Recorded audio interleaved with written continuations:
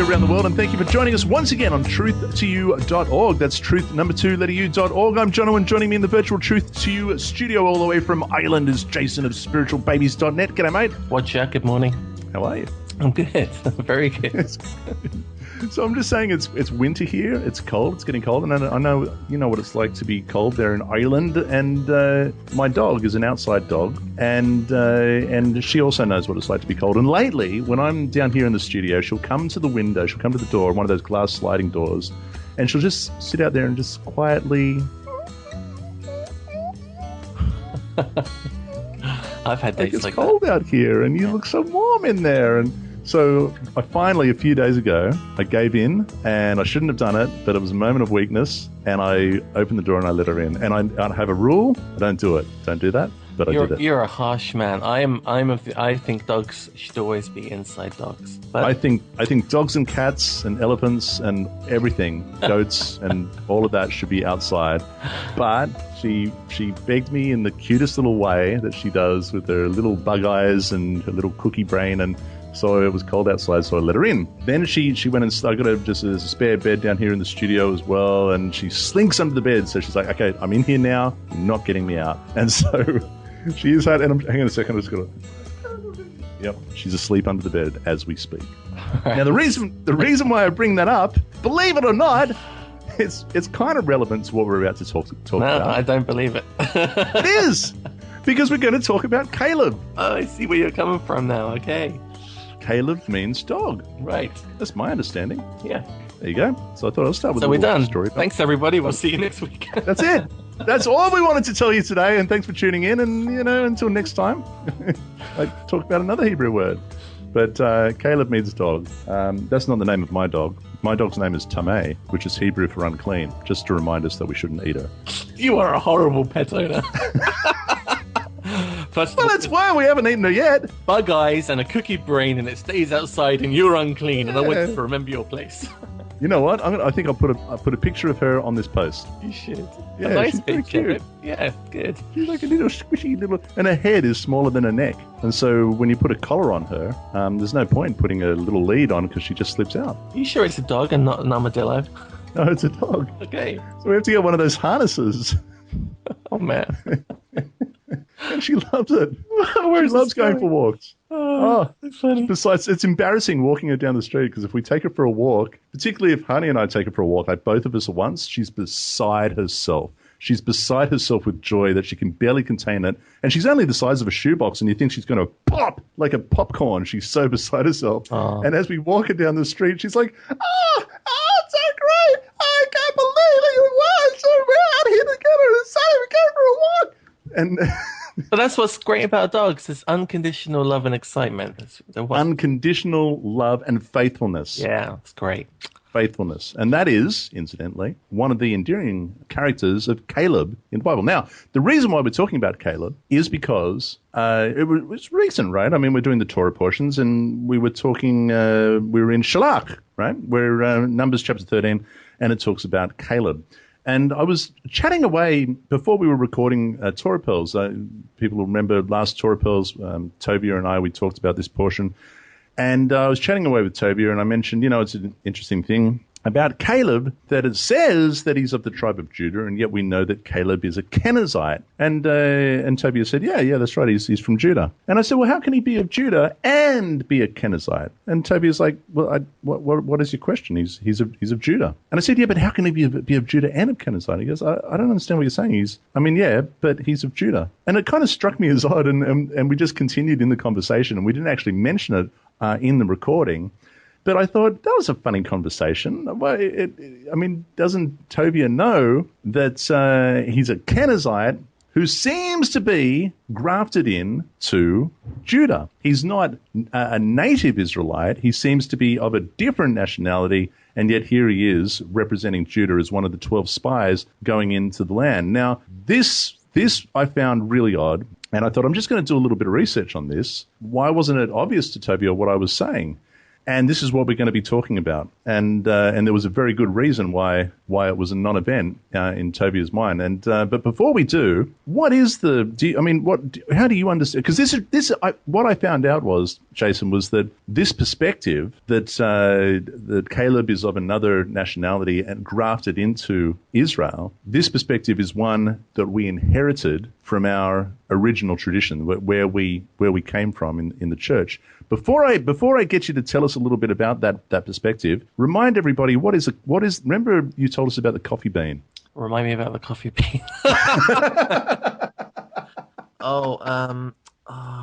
Good No, grief. you did this thing of the coffee bean. Like we've always been, I did. we've told that we've got, we grind the coffee beans and we've got the coffee and we drink it and we have. And it's not a bean. Was that it? Yes, you had a whole thing on it. I don't know. It was so early. Why It's a seed. It's a seed, right? Thank you. I remember when you told me this and I didn't know it and my mind was blown. I thought it was a coffee bean, but lo and behold, it's actually the seed of the fruits of the coffee. What is it? A coffee shrub?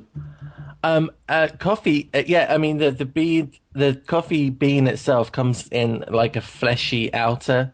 So, if you like, it's more like a kind of like a berry, really. And they mash the outside off with a stick, and then they take the they take the flesh off and they use the seed. They use the seed, yeah.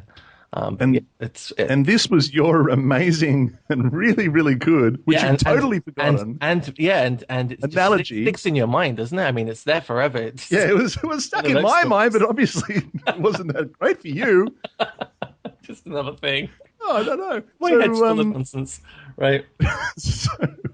So the coffee bean, and then it became known. I can't even remember what was the program that we do. I can't remember now. But you use the analogy to show, we've been told, that it's one thing, and we've believed that all our life. But in actual fact, it's another thing. Now, in this case, it doesn't really make a huge difference whether it's coffee bean or it's a coffee seed. They are two different things, but it does, because it's about titling. And if you were to go to any of the countries where coffee is made, okay, where it's grown, inherently those countries probably, unless it was introduced for industry, consist of native people who would have had coffee all the time. And they would never have accepted it under the title that we know it by. But it's marketed to the audience in a certain way to make it more appealing to that audience. Whereas the people that have known it their whole lives don't recognize it in the same way. It's exactly the same thing, but couldn't have said it better myself. The people who have who their whole lives wouldn't have recognized it in that particular way. And this is exactly why when I brought up the topic with Tobia, it was a non-event. It was totally a non-event and not really a point of interest. And because he recognizes it in a certain way. Now, we're going to get to that in a minute, and we're going to explain why. But tell us about Caleb. What were we told about Caleb? Particularly, I mean, look, in the church, I didn't care. I mean, Caleb, what? Right. There's a Caleb in the Bible? What? I don't know. It's in the Old Testament, whatever. So, But in the Messianic world, Caleb's really, really important. Why is that? It's true. In the church, you would very rarely hear about Caleb at all. I mean, you really wouldn't. But as soon as you make that move into looking at more Hebrew rootsy stuff, Caleb turns into the superstar, because Caleb is He's the poster boy. Right. He's your door as a non-Jew into the nation of Israel. Because without Caleb, there's no way to inherit land. And as inheriting land and keeping land is really the core of what the children of Jacob were promised. I mean, they weren't promised a great... Because it's the inheritance of the children of Israel. That's exactly it. And I mean, they weren't promised a life of poverty but happiness. They were promised a land of milk and honey, and that's an inherent physical thing that goes only through the 12 tribes of Jacob, the people of Israel. And Caleb allowed people like me who don't have a Jewish ancestry to feel connected and to feel that I was entitled, I was adopted, if you like, into that family. There it is. Can I say you were grafted in? Oh, totally. That's exactly the picture that is mirrored. If I can borrow from Paul in the book of Romans. Yeah. Exactly so really, the same. That's right. And so based on that theology that Paul gives the church, Caleb becomes the poster boy for an individual not of Israel who is, quote unquote, grafted in to Israel. Now, the understanding, the way that people come to this conclusion is, I believe as follows. And I'd love to hear, if I get this, if you've heard something different, folks, please leave it in the comments. Would love to see, various perspectives. But my understanding is this, and this, by the way, one of the reasons why we're doing this program is because what I'm about to vocalize to you is something that has been portrayed on the program on very recently. You and I touched on it, and this is why we felt the necessity just to make a correction, or at least offer another perspective so that you have information to evaluate. Yeah, so, can I just jump in there quickly, because it's quite important. We do a lot of shows together and apart with different people, and often people will say, great teaching, and it's really great that you did this teaching, but for us, we're walking down this road and we're learning stuff as we go, and we're sharing what we learn, and sometimes we get to share what we learn with the teachers as we learn it. So when we do shows with different rabbis, most of the time, this great stuff that you're learning for the first time, we're kind of getting for the first time as well. So wasn't I excited when I contacted you earlier this week? My Skype message is, where are you? Wake up! Why aren't you awake? Yeah. Come on, what's going on? Wake up, man! I have to talk to you. My head's going to explode. Mind blown. I was beside myself because I love learning something new. Right. I thought I had truth. I thought I knew something. And then all of a sudden, information came to hand when I started looking at this, and I thought, "Oh my goodness, maybe this is not actually the case." And it seems like a little thing at first, but it actually changes the way you view a whole lot of stuff throughout the Tanakh. So you're going to enjoy this, boys and girls. So what happens is, the way that this is done is that there is an assumption made that the Kenizzites, who are mentioned, incidentally, in Genesis chapter 15 as a nationality, if you like, of people, or a tribe of people that inhabited the land of Canaan, somewhere in there, at some stage, you read about them in Genesis 15, some stage moved down, or at least part of that clan, some of those people, Kenizzites, moved down to Egypt. They were in Egypt. They got somehow caught up in perhaps in the slavery of the Israelites. Whatever, they seem to, at least some of them came out of Egypt with the Israelites, and part of the mixed multitude, if you like, that we read about in Exodus. And somewhere along the line kind of, connected themselves to Judah, till finally Caleb, who is referred to as being of the tribe of Judah, and yet also being referred to as a Kenizzite, sort of makes his way to being a leader, no less, or a man highly respected, so that he actually becomes the representative in the 12 spies for the tribe of Judah. Now, we can be forgiven, I think, Jason, for coming to that conclusion when it was told to us, when we were in, the Hebrew roots Messianic world, transitioning, out of the church into where we are now. We were told that, and it was backed up with Scripture. And when it's backed up with not just one verse, but two, even three, well, you can feel pretty confident with that, right? Yeah. The first thing we read, of course, as I mentioned, Numbers chapter 13, verse 6, it says, when we talk about those who were chosen to be the spies, respected men from that tribe, representing each tribe, it says in Numbers chapter 13, verse 6, from the tribe of Judah, Caleb, the son of Jephunneh.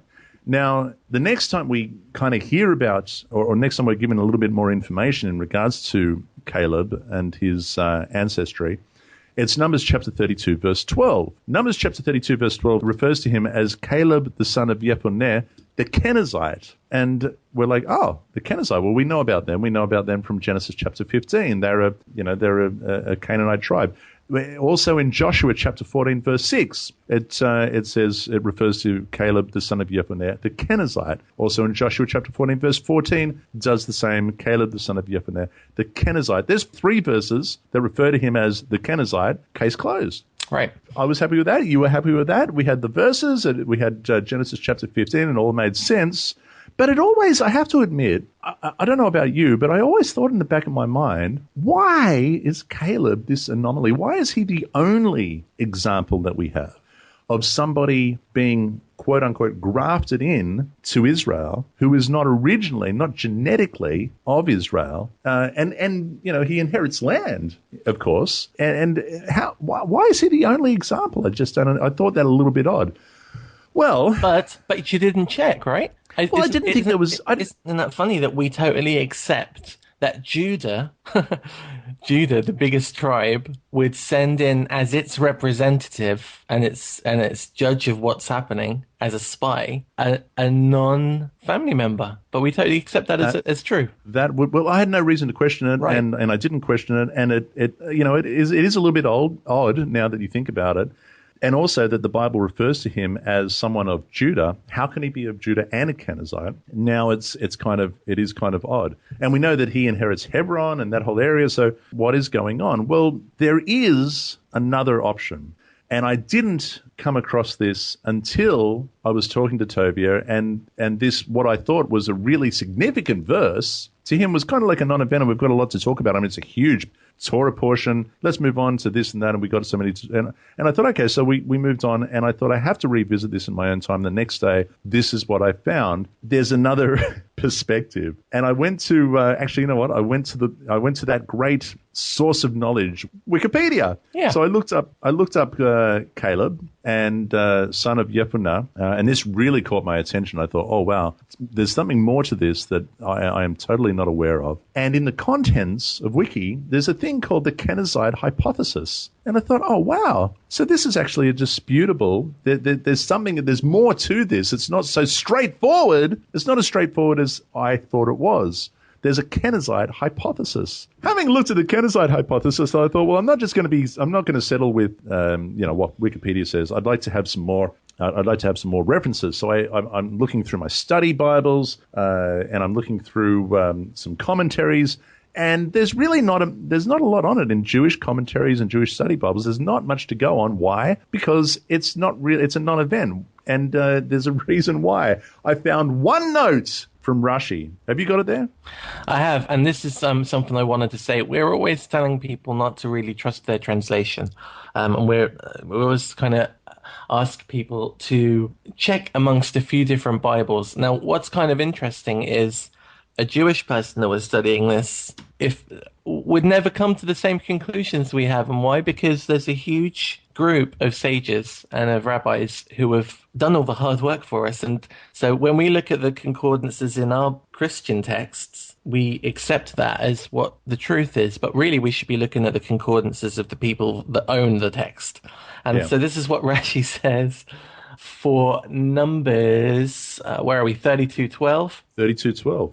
And he says underneath, and this is the verse, except for Caleb, the son of Jephunneh, the Kenizzite, and Joshua, the son of Nun, for they followed the Lord wholeheartedly. The Kenizzite, Caleb, was the stepson of, wait for it, Kenaz. Can we see where this is going? Kenaz! Kenaz! To whom Caleb, because Kenaz was his stepfather. Right. And not only, so you might think, I'll be brutally honest. If I was listening to this show 7 years ago, I'd be like, yeah, that's Rashi. Like, where does it say that in the text? Prove that to me. So Rashi gives us a Talmud reference that we can go and look. Sotar 11b, if you want to go and look. But he also gives us a nice straight out of the Bible. He does. And it's Chronicles, 1 Chronicles chapter 4, verse 13. What does it say? Oh, that's not the one I have. All right, there are two then. I've got. Okay. What have you got? No, what have you got?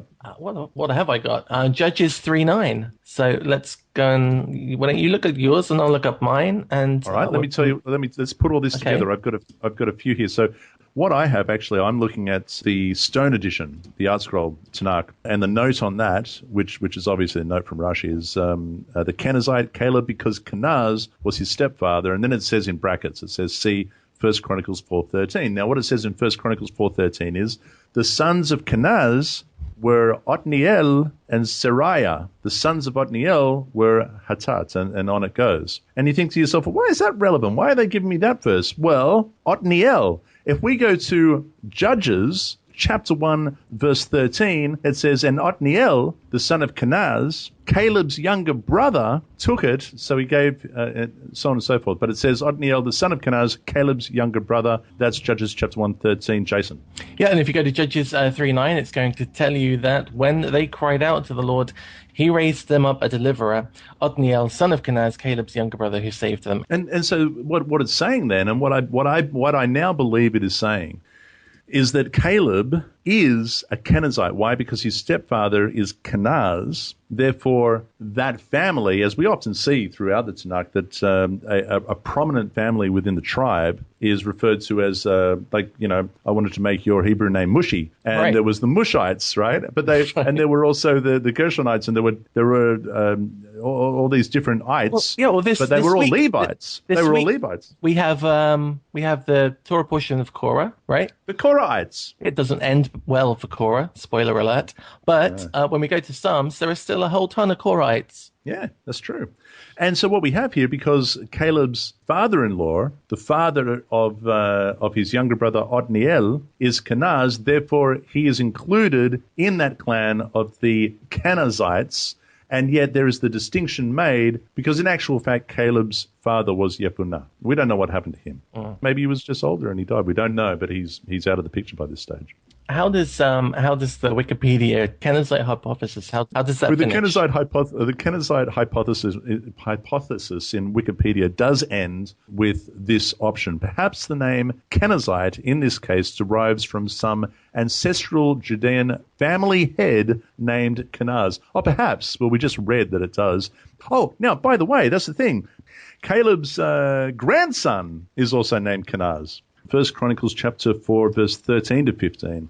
The sons of Kenaz were Othniel, and so on and so forth. Then it says in verse 15, the son of Caleb, the son of Yefuneh, were Iru, Elah, and Naam. The son of Elah, which is Caleb's son, was Kenaz. It runs in the family. So he was obviously, Kenaz was the man. I mean, he was a respected leader of his family, and his family, if you like, were known as the Kenizzites. So it's not the same as the actual Canaanite tribe of Kenizzites that we read about in Genesis chapter 15. How about that? This makes much more sense to me because the alternative, now I've moved on from where I am, when I look back at what I thought, what I was willing to believe is that God made a promise to Abraham which was fulfilled through 2 generations of his family. We finally end up with Jacob, and he's told that he's going to be a fulfillment of the promise regarding the people and the land and the descendants, and he has 12 sons, and that one of those sons wasn't good enough. And so they got an adopted son to come in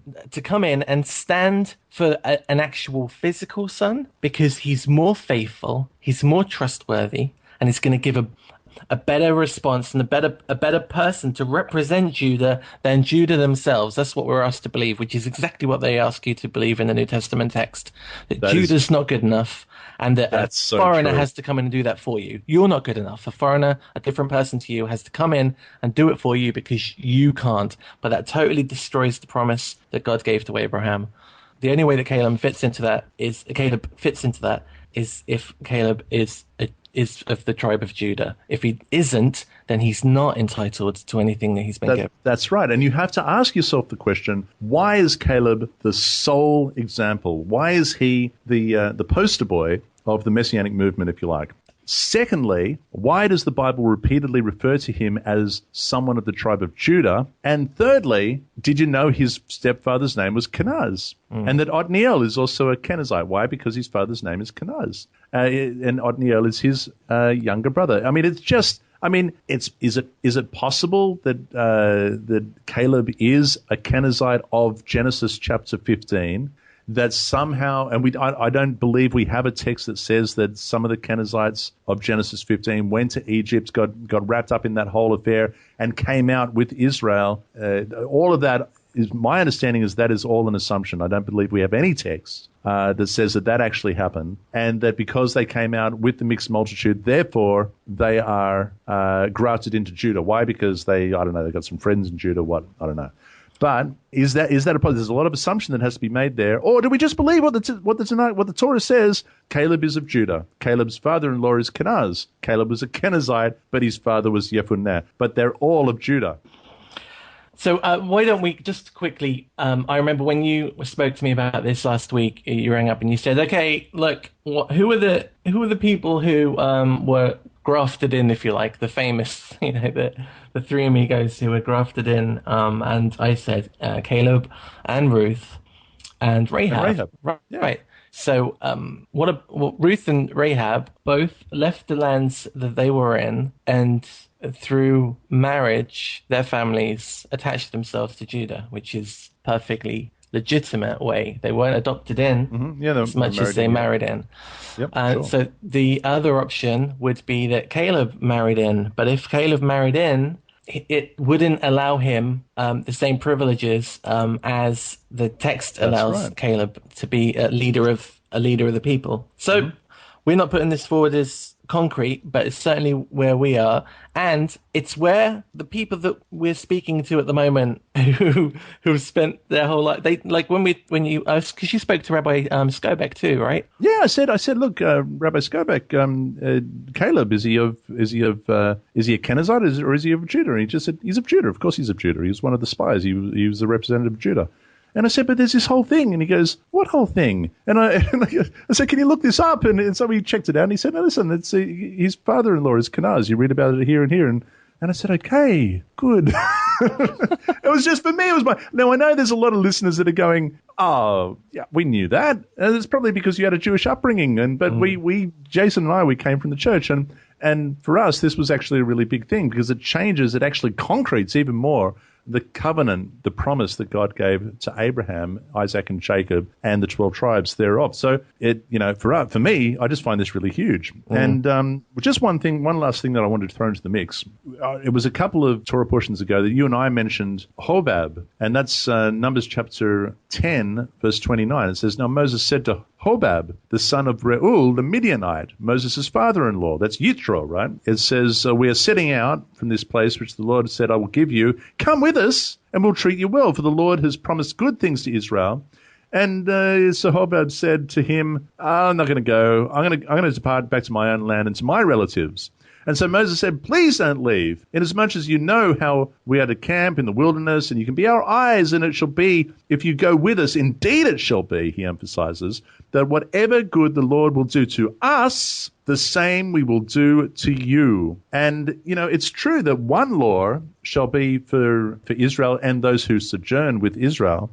But it's worth mentioning that Hobab doesn't say here whether he's going to stick around or not. But we do find out later in the book of Judges, chapter 1, verse 16. It does say, now the children of the Kenites, Moses' father-in-law, went up from the city of palms with the children of Judah. That doesn't say that they are of Judah. It distinguishes them as the children of the Kenite, Moses' father-in-law, went up with the children of Judah into the wilderness of Judah, which lies south, and so on and so forth. But it says that they were still there. Therefore, obviously, Hobab stuck around. Good on him. But they're not grafted in, so to speak. They don't become of Judah. They are still their own people, but they are dwelling with, quite happily, mutually so, with the Judahites. Yeah, you can't have one law for the Israelite and one for the sojourner if the sojourner is an Israelite. Because there it is. The text is clearly making a definition and a change between the two. If the sojourner instantly became the Israelite, then there would be a line of text that said there is only one rule for the people that live within the boundaries of Israel. That's not what it says. So, wow, man. How about that? This was meant to be 15 minutes. Yeah, I know. So I know there's a lot of people that are just going, oh, duh, we already knew that. But I didn't know that. And I was really excited when I found that out because I love finding out things that I thought I knew. And lo and behold, it's nothing like that. So this is what I'm now sticking with. I apologize for saying otherwise in the past on the program, and you may still find programs that express that. But I'm sticking with this now. What do you reckon? Yeah, I agree. It feels as if the goalposts have been put back where they should be.